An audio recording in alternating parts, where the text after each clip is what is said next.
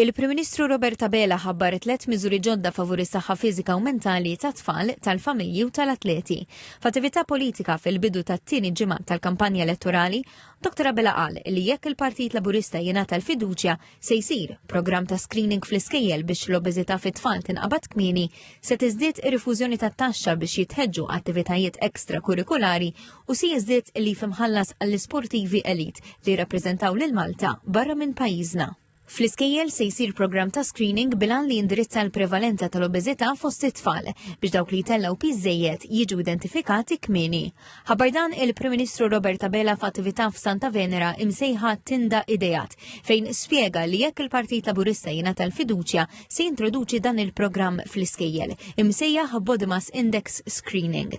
Kompla jispjega kif b'dan il-programm tfal f'riskju ta' obeżità jiġu riferuti għand dietitian biex flimkien mal-ġenituri jitħejja programm ta' weight management li jkun jinkludi dieta u programm ta' attività fiżika skont il-ħtiġijiet speċifiċi ta' tfal in kwistjoni. Fl-istess attività il-Prim Ministru ħabbar miżura oħra maħsuba biex tagħmel l-attivitajiet ekstrakurrikulari aktar affordabbli u tħeġġeġ il-parteċipazzjoni ta' aktar tfal. Dr. Bela spjega kif Gvern Laburista ġdid se jerġa' jolli r-rifużjoni tat-taxxa b'100 € oħra għal 400 € fis-sena għal ġenituri li jibgħatu lil uliedhom attivitajiet sportivi, artistiċi u kulturali wara l-ħin tal-iskola.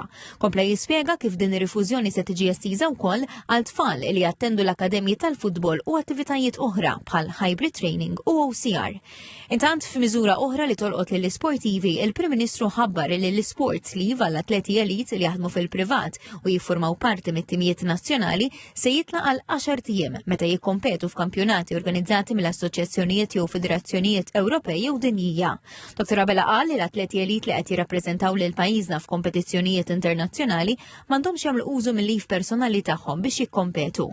F'aktar dettalji brabta mal-istess miżura, il-Prim Ministru qal li flimkien mal-atleti il-membri tat-tim tekniku mediku li jakkumpanjhom ukoll se jibbenefikaw minn dan il-lif imħallas mill-Gvern.